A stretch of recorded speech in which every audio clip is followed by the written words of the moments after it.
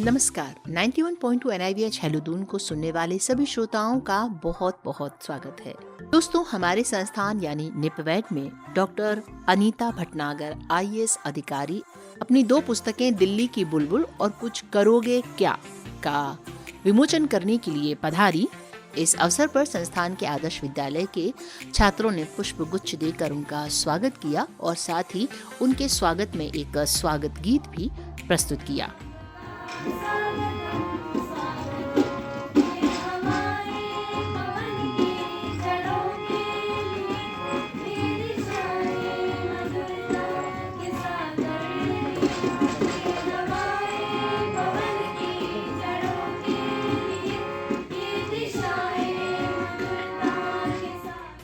और इस खास अवसर पर हमारे 2 दृष्टि दिव्यांग विद्यार्थी सादिक और ललित ने सफल संचालन किया और इस संचालन की डॉक्टर अनीता भटनागर जैन ने भूरी भूरी प्रशंसा की।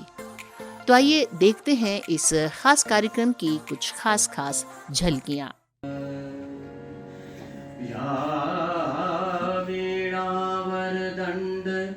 मंडित करा पद्मा आसना या ब्रह्माच्युत शंकर प्रभृति। राष्ट्रीय दृष्टि दिव्यांगजन सशक्तिकरण संस्थान, इस संस्थान के निदेशक महोदय डॉक्टर दास, यहाँ पर इस सभागार में उपस्थित जूनियर विद्यालय के प्रधानाचार्य महोदय, उनका नाम मुझे पता नहीं तो माफी चाहूंगी, यहाँ पर उपस्थित सभी शिक्षक शिक्षिकाएं, इस संस्थान के सभी अधिकारी, कुछ लोगों के तो मैं नाम जानती हूँ तो उनके नाम लेना चाहूंगी, क्योंकि इस संस्थान में आकर मुझे ऐसा लगता है जैसे मैं घर आ गई। मैं आपके यहाँ 2 बार रही हूँ और कुछ जगह ऐसी होती हैं, एक बात होती है स्थान की और एक बात होती है लोगों की। कि कुछ जगह जाकर आपको जो लोग वहां मिलते हैं बहुत अपने लगते हैं, तो इसीलिए मैंने ये बात कही कि मुझे यहाँ आकर के ऐसा लगा जैसे मैं घर आ गई। तो नीतू जो बैठी हुई है, जिन्होंने बहुत फटाफट पुस्तकें भिजवाई, चेतना है, मुकुल है, कृष्ण है, जिन्होंने बहुत मेहनत करी, जो आपके संस्थान के डॉक्टर दास की वजह से ये दोनों संस्करण ऑडियो और ब्रेल के तैयार हो पाए। और यहाँ पर उपस्थित बहुत ही प्यारे बच्चों जो इतनी अच्छी ताली बजाते हैं, इतनी बढ़िया ताली बजाई आपने दिल खोल करके, इतनी प्यारी मुस्कुराहट, इतना सुंदर गायन। जब आपके अध्यापक ही इतना सुंदर गाते हैं तो जाहिर बात है कि वो जो संगीत सिखाते हैं बच्चों को, जो एक वास्तव में कहते हैं एक गायन होता है कि गाना है, गा दिया, और एक गायन होता है जो दिल से निकलता है, वो अपने आप पता चलता है। तो भाई आपके तो ये दोनों संचालक गजब के हैं, इतने लंबे कैरियर में, क्योंकि मैं एक्चुअली 83 में इनकम टैक्स में सेलेक्ट हुई थी, तो करीब 37 वर्ष की मैंने नौकरी की। इतने सारे कार्यक्रमों में जाने का अवसर मिला, लेकिन इतनी फटाफट, इतना लंबा अपने आप कंठस्थ करके इन्होंने दोनों बच्चों ने बोला। भाई बहुत बहुत आपको आशीर्वाद मेरा और आपको प्रणाम मेरा। क्या आपकी मेमोरी है, कितना बढ़िया।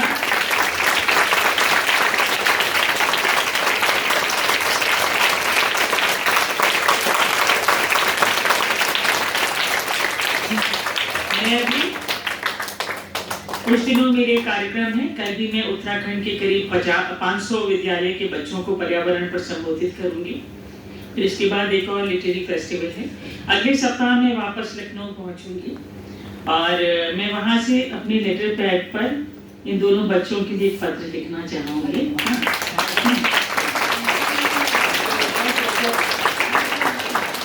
तो जो मैं आपको बात बोल रही थी कि बहुत से लोग बोलते हैं, सर्विस में भी बोलते हैं, बहुत उच्चस्थ पदों पर भी पहुंचते हैं और बहुत सी लोगों का तो क्या कहना चाहिए, पेशा ऐसा होता है कि उसमें बोलना ही पड़ता है, लेकिन हर जना अच्छा नहीं बोल पाता।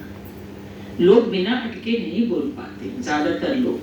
तो इन लोगों ने जो अभी संचालन करा, अब शेर तो बड़े छांट छांट के सुनाए तुमने, हाँ? बड़े गजब शेर, बिल्कुल सातवें आसमान पर पहुंचा दिया एक तरीके से। तो जिन दो पुस्तकों की बात करें, दिल्ली की बुलबुल और कुछ करोगे क्या, दोनों में 5-5 कहानियां हैं। ये जो कहानियां हैं ये पर्यावरण और नैतिकता पर आधारित हैं। और समस्या ये हो रही है कि अपने इर्द गिर्द आसपास हम विभिन्न प्रकार के परिवर्तन महसूस कर रहे हैं। अभी कोविड हुआ तो शायद 40 साल बाद सहारनपुर वालों ने देखा कि अरे यहाँ तो बर्फ की पहाड़ियां हैं, जो आप में से शायद कुछ लोगों ने देखी हूँ जब आप बहुत छोटे रहे हों। सब कुछ वही है पर नजर नहीं आता। अब दिल्ली के लिए ये हो गया कि वहाँ इतना प्रदूषण है कि जो विदेश की जो एम्बेसीज हैं वहाँ पर, उनके लोगों ने वहाँ पर अपना पीरियड जो अवधि है वो कम कर दी है, क्योंकि यहाँ इतना प्रदूषण है कि जिंदगी के कुछ साल कम हो जाएंगे। तो मेरी जो कहानियां हैं ये पर्यावरण से संबंधित है, और जो मैं उद्बोधन करती हूँ, जैसे कल भी करूंगी, पर्यावरण किसका है। जब हम किसी चीज को मान लेते हैं कि ये हमारी है तो हम उसके लिए पूरा प्रयास करते हैं, लेकिन जब तक हम इसे किसी दूसरे की जिम्मेदारी समझते हैं तो हम नहीं करते। मेरा ये भी मानना है, मेरा क्या मानना है, ये हमारी संस्कृति में सिखाया गया है कि इतने बड़े ब्रह्मांड में अपनी पृथ्वी पर जो जीवन है, और ये पृथ्वी किसकी है, ये पृथ्वी हम सब की है। और हम सब में केवल मनुष्य नहीं है, मनुष्य भी बस एक हिस्सा है। जितने जीव जंतु हैं, जितने पशु पक्षी हैं, जितने पौधे हैं, जितने समुद्र में विभिन्न प्रकार के जीव जंतु हैं, ये पृथ्वी तो सबकी है। लेकिन समस्या क्या है कि हमारी मनुष्य की गतिविधियों के कारण इस पृथ्वी का वातावरण खराब हो रहा है। अभी नमक के छोटे छोटे टुकड़े किस में मिले, ट्रोपोस्फियर में, ऊपर आसमान में मिले। जो आपके पास नमक आता है उसे IIT बॉम्बे ने चेक किया, उस नमक में भी नैनो पार्टिकल्स मिले प्लास्टिक के। अभी एक ये पढ़ के मैं आश्चर्यचकित रह गई, एक साइंटिफिक स्टडी के बाद ये पेपर पब्लिश हुआ था जिसमें लिखा था कि इवन ब्रेस्ट मिल्क में जो नवजात शिशु को पिलाया जा रहा था उसमें भी नैनो पार्टिकल्स और प्लास्टिक। तो मतलब हम कोई नहीं बचे, क्योंकि जब सबके अंदर किसी न किसी तरीके से वो जा रहा है तो उसका प्रभाव हमारे स्वास्थ्य पर भी पड़ रहा है। तो इसीलिए अगर हमें पर्यावरण की रक्षा करनी है तो अपने लिए करनी है। वैसे तो हमारी संस्कृति में दूसरों के लिए कार्य करना बताया गया है, लेकिन समय के साथ, समाज के परिवर्तन के साथ थोड़ा सा हम लोग अपने पर ज्यादा ध्यान देने लगे हैं। पहले समाज होता था, परिवार होता था, और तत्पश्चात मैं। अभी थोड़ा उल्टा पुल्टा हो गया है, कई जगह तो मैं ही मैं होता है, उसके बाद परिवार आता है, और फिर शायद कुछ जगह थोड़ी सी बचे तो समाज आता है। लेकिन बहुत से ऐसे लोग हैं जिनके लिए ये आज भी उल्टा पुल्टा नहीं हुआ है, तो उनकी वजह से समाज और अच्छाई और अच्छी चीजें बरकरार है। तो क्योंकि हम सब इसका हिस्सा है, हम सब इसका प्रभाव पड़ता है, तो मैं दिल्ली की बुलबुल की थोड़ी सी कहानी आपको पढ़ के सुना रही हूँ। वैसे तो कहानी बच्चों के लिए है, लेकिन इसमें जो संदेश है वो बड़ों के लिए भी है। मेरे ख्याल से बड़े लोगों ने तो बहुत दिन से किसी से कहानी नहीं सुनी होगी, क्योंकि अब कहानियां सुनने को और कहानी सुनाने की भी परंपरा जो है ये थोड़ी समाप्त हो गई है, क्योंकि समाज इधर उधर हो गए। और एक आजकल बड़ा एक फैशनेबल हो गया है, आई एम वेरी बिजी, मेरे पास बिल्कुल टाइम नहीं है। आप प्राय यही सुनते हैं, और हमने से बहुत से लोग ये महसूस भी करने लगते हैं। लेकिन दिन तो 24 घंटे का है, 24 घंटे के बियॉन्ड तो 1 मिनट भी नहीं बढ़ेगा, और उसी 24 घंटे में बहुत से लोग बहुत कुछ कर लेते हैं। तो if we are busy and we are doing something productive, कुछ उसका निष्कर्ष निकल रहा है तब तो फायदा भी है, नहीं सिवाय बिजी होने से कोई फायदा नहीं। तो दिल्ली की बुलबुल में आपको कहानी सुनाने जा रही हूँ। ये दिल्ली की बुलबुल का कवर है, इसके जो स्केचेस हैं ये मैंने खुद बनाए हैं, मतलब कंसेप्चुअलाइज किए हैं, और आर्टिस्ट बनाते हैं। तो दिल्ली की बुलबुल के कवर पर दिल्ली की कुतुब मीनार और इंडिया गेट है। दिल्ली की बुलबुल में जो एक पेड़ है उस पे बुलबुल चिड़िया बैठी हुई है और उसके हाथ में मोबाइल है। आजकल हम सब तो अपना जीवन बिना मोबाइल के ना कल्पना ही नहीं कर सकते। एक हाथ में सदैव मोबाइल, तो बुलबुल के पास भी मोबाइल है और उस मोबाइल पे एक मैसेज आई है जो उस पे लिखी हुई है, जिस पे लिखा हुआ है नमस्ते मौसी। अब नमस्ते मौसी इसलिए क्यों? क्योंकि एक तो हम इतना प्यारा सा अपनी संस्कृति में अभिवादन है नमस्कार करने का। जब हम नमस्ते करते हैं हाथ जोड़ते हैं, हल्का सा झुकाते हैं सर, शरीर को झुकाते हैं, सामने वाले को सम्मान करते हैं, तो हमारा अपना अहम कहीं कम होता है। कितना अच्छा तरीका है अभिवादन का। नहीं तो उस हाय बाय में वो चीज शायद आत्मीयता लगती हो लोगों को, लेकिन इसमें मुझे व्यक्तिगत रूप से ज्यादा अच्छा लगता है। और दूसरी चीज मौसी, कितने अच्छे रिश्ते हैं हमारे यहाँ। मौसी बोलो, ताई बोलो, ताऊ बोलो, पता तो चलता है कि कौन है क्या है। ये तो आजकल के अंकल आंटी के युग में तो समझ ही में नहीं आता कौन क्या है। तो इसलिए उसके मोबाइल पर नमस्ते मौसी लिखा है। अब मैं आपको कहानी सुना। वैसे ये कहानियां आपके यहाँ रिकॉर्ड हुई हैं और इनमें बहुत अच्छे साउंड इफेक्ट्स भी दिए गए हैं। तो जैसा दास साहब ने मुझे कहा कि एक कहानी मैं आपको यहाँ पढ़कर सुनाऊं और एक छोटी सी कहानी हम लोग आपको रिकॉर्डेड सुनाएंगे कि कितनी अच्छी सुंदर रिकॉर्डिंग आपके यहाँ हुई है। टिंग। लल्लू बुलबुल ने जम्हाई लेते हुए सोचा, इतनी रात को व्हाट्सएप पर किसका मैसेज है? उसकी छोटी बहन चिन्नू के यहाँ क्या हो गया? चिंतित होते हुए मोबाइल देखा तो उसकी भांजियों क्यूटी व स्वीटी ने लिखा था, मौसी 10 तारीख को स्कूल बंद हो रहे हैं और हम 1 महीने के लिए दिल्ली आ रहे हैं। पिछले वर्ष बच्चों को लल्लू ने इंडिया गेट, लाल किला, जामा मस्जिद व राजघाट दिखाकर वहां का इतिहास बताया था। बच्चों को मजा भी आया था और घूमने के बहाने अपने इतिहास और विरासत की जानकारी भी हो गई थी। पर आज तो लल्लू की नींद उड़ गई। जिस बगीचे के पेड़ पर उसका घोंसला था वहां बहुत तेजी से पेड़ काटे जा रहे थे। सुना था किसी ने गलत तरीके से वहां शॉपिंग कॉम्प्लेक्स का नक्शा पास करा लिया था। पिछले कई दिनों से लल्लू व उसका परिवार आसपास पेड़ों की तलाश कर रहा था कि नया घोंसला कहाँ बनाए। बढ़ते हुए मकानों के कारण अब जिन पेड़ों पर घोंसले बन सकते थे उन पर बहुत ज्यादा घोंसले बन गए थे। जिन पेड़ों पर सुरक्षा हेतु बहुत पत्ते नहीं थे या शाखाएं ऐसी थी जिस पर घोंसले नहीं बन सकते थे, अब वो ही बाकी थे। सूर्यास्त के बाद बगीचे के पक्षियों ने इमरजेंसी मीटिंग बुलाई। कोयल, तोते, मैना, गुलगुचिया, गौरैया, फुलसिंगी और कौवे आदि सब एकत्र हुए। बड़े चिंतित थे। हर बच्चे समस्याओं से अंडे के पेड़ों में छुपन छुपाई खेल रहे थे। टुकू कबूतर ने कहा, हमारी तरह मकानों की खिड़कियों और छज्जों पर घोंसला बना लो। अगर इंसान हम सबके पेड़ काटकर बिल्डिंग बना रहा है तो हमारा भी उनके मकानों पर अधिकार है। आखिर हम सब कहाँ जाएं? कल्लू कोयल बोली, तुम कबूतर निडर हो पर हमें इंसानों के पास जाने से डर लगता है। गौरैया और बाकी चिड़ियों ने सहमति में सर हिलाया। गजनी मैना बोली, हम अंडे कहाँ देंगे? हम सबके बच्चे कहाँ बड़े होंगे? ऐसे तो हम सबका वंश समाप्त हो जाएगा। चतुर कौआ जो शांति से सबकी बातें सुन रहा था बोला, अगर पक्षी समाप्त हो गए तो मनुष्य भी अंततः समाप्त हो जाएगा। सृष्टि में सबकी भूमिका है, हम एक दूसरे के बिना कुछ नहीं। मनुष्य स्वार्थी है। अगर उसको समझ में आ गया कि ये बगीचा उसके फायदे का है तो वो जरूर कुछ करेगा। छुटकी गौरैया बोली, बगीचे में आसपास के सब नाना नानी, दादा दादी रोज टहलते हैं, घंटों एक दूसरे के साथ बैठे रहते हैं, हमें रोटी भी खिलाते हैं। फुलसुंगी बोली, बगीचे के बीच की खाली जगह में बच्चे दौड़ते हैं, क्रिकेट और बैडमिंटन खेलते हैं।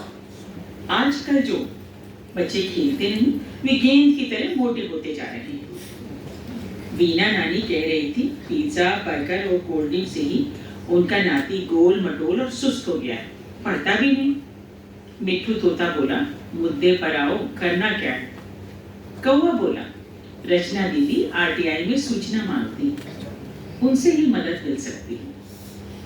अगली सुबह रचना दीदी जब छत पर चिड़ियों को दाना डालने गई तो अवाक रह गई।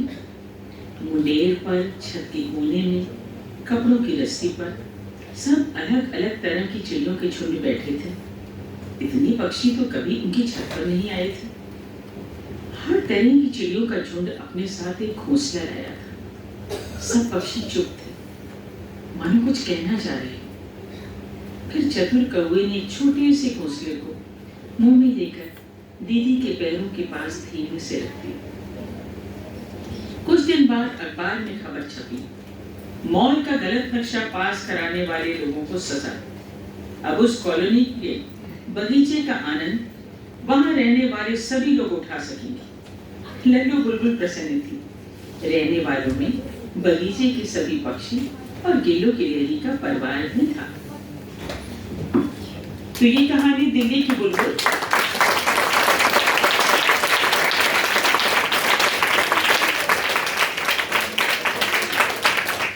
तो ये जो कहानी है दिल्ली की बुलबुल, ये उन पक्षियों से संबंधित है जहां बड़े शहरों में पेड़ कटते जा रहे हैं। हमारा आपका घर चला जाता है या घर के लगता है घर नहीं बचेगा तो सोचिए कैसा लगता है। तो उन्हें भी कहीं ना कहीं अपना घर बनाना है, घोंसला। मैं यहाँ बैठे बच्चों से विशेष रूप से ये कहना चाहूंगी कि बड़ी खुशी की बात है कि आप इस संस्थान में पढ़े। मैं भारत सरकार से डिजास्टर मैनेजमेंट में, आपदा प्रबंधन में जापान सेंडाई में एक कॉन्फ्रेंस में भाग लेने गई थी। वो कॉन्फ्रेंस डिजास्टर एंड डिसेबिलिटी पर ही संबंधित थी। उस कॉन्फ्रेंस में मुझे भी एक पेपर देना था। उस कॉन्फ्रेंस में एक महिला एक दूसरे देश से आई थी, उनको बोलने के लिए कहा गया। वो महिला उठी, बड़ी स्मार्ट महिला थी, बड़े अच्छे बाल कटे हुए थे उनके, स्कर्ट और उस पर जो है कोट पहने हुए थी, हाई हील्स पहने हुई थी। मैं बहुत ज्यादा हील नहीं पहन पाती हूँ, तो जब मैं और लोगों को देखती हूँ जो काफी ऊंची हील पहन लेते हैं तो मुझे बड़ा अच्छा लगता है कि कितना अच्छा बैलेंस कर लेते हैं। तो वो महिला उठी, उनके बगल में एक व्यक्ति था, उन्होंने उसके हल्के से उसकी कोहनी पर हाथ रखा और खट खट खट खट खट वो लोग बढ़ते हुए स्टेज की तरफ चले गए। महिला स्टेज पे जाकर खड़ी हो गई और स्टेज पर उन्होंने बोलना शुरू किया। क्या गजब वो महिला बोली डिजास्टर के संबंध, और वो जितनी तेजी से चली शायद मैं उतना तेज नहीं चल पाऊं। वो महिला जिन्होंने वहां पर एक अंतरराष्ट्रीय स्तर पर इतना बड़ा संबोधन किया, वो दृष्टिबाधित थी, लेकिन कोई ये नहीं बता सकता था कि उनको किसी प्रकार की कोई भी ऐसी बड़ी चुनौती इनके जीवन में। और आज भी जब मैं उनके बारे में सोचती हूँ तो खुशी से, और मुझे इतनी प्रेरणा मिली उनसे कि जैसे कहते हैं कि सिहरन सी आ जाती अच्छी सेंस में, मुझे वैसा ही महसूस होता है। तो जिंदगी में क्या कुछ नहीं है जो हासिल नहीं किया जा सकता। हाँ, थोड़ी जबरदस्त दृढ़ इच्छा शक्ति चाहिए होती है। बहुत से लोगों को कहते हैं कि बड़ा लकी है, वास्तव में कोई लकी नहीं होता। जिन लोगों को हम लकी कहते हैं उन्होंने पता नहीं कितने कितने घंटे मेहनत की होती है, और अगर परिश्रम करते हैं तो उसका फल जरूर मीठा होता है। शायद उतना मीठा ना हो जितना हम चाह रहे हैं, लेकिन मीठा जरूर होता है। तो मैं आप सभी बच्चों को बहुत बहुत आशीर्वाद देना चाहूंगी। आप लोग खूब प्रसन्न रहें, खूब अपनी क्षमता को विकसित करें, और इतनी अच्छी संस्थान में आप जहाँ पर हैं आपका विकास तो हो ही रहा है, लेकिन आप खूब तरक्की करें, खूब ऊंचा सोचिए जो भी आप हासिल करना चाहते हैं, और खूब मेहनत करें। मैं विशेष रूप से डॉक्टर दास और आपके सभी सहयोगियों को मैं मन से आप सभी को प्रणाम करना चाहूंगी, क्योंकि आप लोग एक ऐसा कार्य कर रहे हैं जो कि बहुत जटिल, बहुत कठिन कार्य है, और जब तक कि आपको अपने उस कार्य में दृढ़ विश्वास नहीं होगा ये कार्य किया नहीं जा सकता। आजकल हमारे समाज में लोग बहुत बेसब्र हो गए, तड़ातड़ तड़ातड़ हॉर्न बजा रहे हैं, आगे जगह नहीं तो हॉर्न बजाने से गाड़ी आसमान से तो उड़ के जाएगी। जरा सी बात पे कोई किसी को मार देता है, कोई कुछ कर देता है। लेकिन अगर धैर्य हो और सहिष्णुता हो, जो कि आप लोगों में तो कूट कूट के होगी, तभी आप इतना बढ़िया, इतना अच्छा कार्य कर पा रहे हैं। तो मैं शायद उम्र में सबसे बड़ी ना हो या शायद बड़ी हो सबसे, फिर भी मैं सभी को आशीर्वाद देना चाहूंगी कि आप सब बहुत सुखी रहें, स्वस्थ रहें और खूब मनोयोग से अपना काम करें, जिससे कि आपको आत्मसंतोष मिले, आपके संस्थान का, अपने समाज में, हमारे देश का बहुत नाम हो। बहुत बहुत धन्यवाद। और मैं जिन बच्चियों ने बहुत सुंदर सा मीठा सा गाना गाया था, उनको भी विशेष रूप से आशीर्वाद देना चाहूंगी। स्वागत तो बहुत मिले, पर यह स्वागत कुछ ज्यादा ही मीठा था। बहुत बहुत धन्यवाद।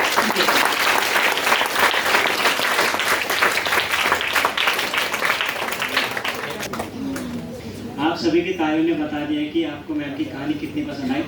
धन्यवाद मैम, आपको इतनी अच्छी कहानी की रचना करने के लिए। अब मैं आमंत्रित करता हूँ कि निर्देशक महोदय आए और मैम के लिए 2 शब्द कहें। आदरणीय हमारे सबकी पूजनीय और प्यारे मैडम अनीता भटनागर मैडम, मैं अपने आप को बहुत खुशकिस्मत समझता हूँ कि मैम से मेरी मुलाकात हुई है। आमतौर पर तो हम IAS ऑफिसर्स के साथ कई सालों से काम कर रहे हैं। एक अलग प्रकार का रिश्ता हुआ करता था। एक सोशल एक्टिविस्ट या टीचर या एनवायरमेंटलिस्ट या हमारे नेशनल बुक ट्रस्ट से जुड़े हुए IAS ऑफिसर मैंने एक्चुअली सुना भी नहीं था, देखा भी नहीं था और कभी सोचा भी नहीं था कि IAS ऑफिसर्स इस प्रकार के काम करते हैं। पॉलिसी लेवल में इम्प्लीमेंट करना और उस चीज़ को बच्चों तक पहुंचाना या समाज तक पहुंचाना 2 अलग अलग चीज़ें होती है। और मैम का जो ये एक प्रकार का अलग ही एक जीवन का पहलू है, वो हम सबके लिए बहुत बहुत प्रेरणादायक है। और मैम ने हमारे परिवार को जो भी प्यार दिया है, हमारे बच्चों को और हमारी स्टाफ को, उसके लिए भी हम सब आभारी रहेंगे मैडम आपकी। और उम्मीद यही करेंगे कि हमेशा आप जुड़े रहें, हमारे पास आते रहे और हमारे बच्चों से मिलते रहे। मैं पुनः मैडम को बहुत बहुत बधाई देता हूँ और संस्था के सभी छात्र और दिव्यांगजनों को भी सबको बधाई देता हूँ। ये जो सिलसिला शुरू हुई है, नेशनल बुक ट्रस्ट की किताबें हम लोग ऑडियोकरण और ब्रेलीकरण करेंगे, लास्ट वीक में लाएंगे, पब्लिकेशन में लाएंगे। ये नेशनल बुक ट्रस्ट के जो दफ्तर है उत्तराखंड की, पता नहीं बच्चों को पता है भी कि नहीं, ये नेशनल बुक ट्रस्ट उत्तराखंड की जो दफ्तर है वो आपकी निब्बेट की ऑफिस में ही है, निब्बेट कैंपस में ही आ गए हैं। तो ये सिलसिला मुझे लगता है बहुत आगे जाने वाली है। और मैम आगे भी जितने भी किताबें लिखेंगे, हम सबको हम कोशिश करेंगे कि जल्द से जल्द हम उनको ब्रेल, ऑडियो और ई बुक पब्लिशिंग में ला सके। मैं पुनः आप सबको बहुत बहुत धन्यवाद ज्ञापन करता हूँ। नमस्कार।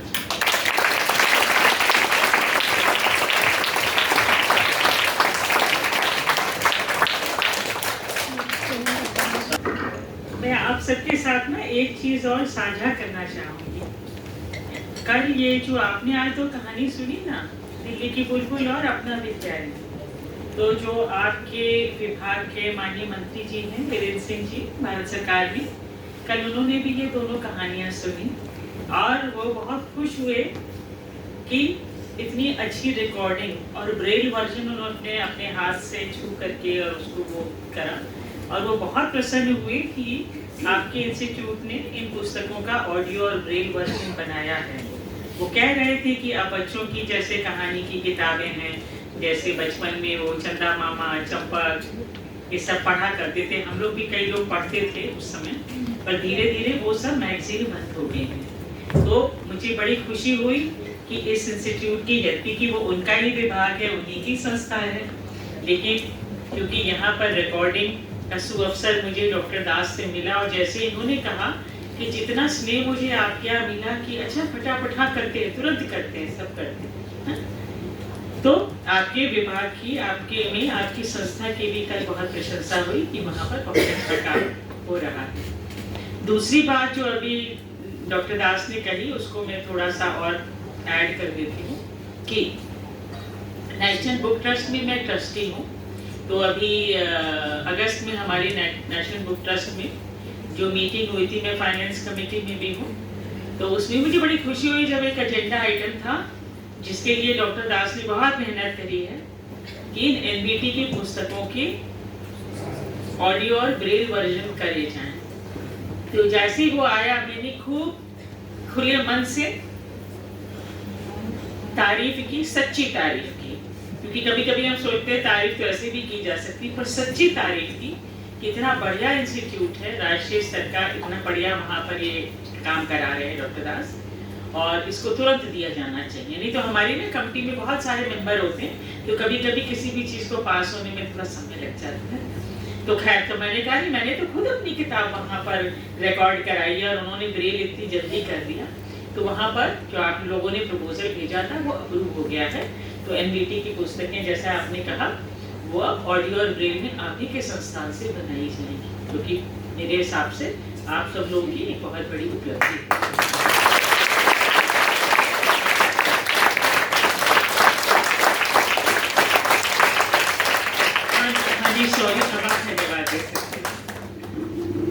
धन्यवाद ज्ञापन के लिए मैं पुनः आग्रह करना चाहूँगा हमारे सीनियर अधिकारी डॉक्टर मनीष वर्मा सर से।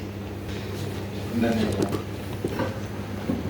आदरणीय निदेशक महोदय, सभी अधिकारीगण, यहाँ पे सभी टीचर्स, मेरे प्यारे विद्यार्थियों और ये ऐसे सभी स्टूडेंट्स और मंच पर उपस्थित हमारे प्रभारी प्रधानाचार्य जी और आज के मुख्य अतिथि डॉक्टर अनीता भट्टाचार्य मैम, आप सभी को पहले अभिनंदन, अभिवादन। मैम, मैंने दिल्ली की बुलबुल जो है उसका थोड़ा सा ओवरव्यू लिया था। कहानी मैंने अभी एक पहले ही कहानी पढ़ी थी जो कि आपने यहाँ सुनाई थी, बहुत अच्छी लगी मन से। सच में इसमें साइंटिफिक जो आपने बच्चों को एक कहानी के रूप में जो देना चाहा है, वो एक बच्चा से बच्चा भी समझ सकता है और उसके बड़े बुजुर्ग भी समझ सकते हैं। ये एक साइंटिफिकली देखा जाए।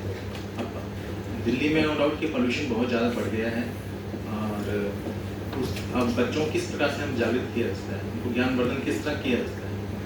तो जिस तरह से इन्होंने इसमें हर एक चैप्टर के अपना एक लेवल है, और मुझे पूरी उम्मीद है कि इस कहानी से सभी बच्चों का ज्ञानवर्धन होगा। और मैं धन्यवाद करना चाहूँगा यहाँ पे उपस्थित आए सभी बच्चों का जिन्होंने समय निकालकर यहाँ पे आए, और मैं धन्यवाद करना चाहूँगा सभी HODs का, सभी DSL, सभी विभागों से आए बच्चों का और विद्यार्थियों का। मैं धन्यवाद करना चाहूँगा हमारे ब्रेल प्रेस के इंचार्ज और NAL से, नेशनल एक्सेसिबल लाइब्रेरी से, जिन्होंने अपना काम समय पूर्ण करके यहाँ पे हमें उपस्थित किया और ये आज मौका दिया कि हम ये काम कार्यक्रम कर सकें। अंत में सभी का धन्यवाद।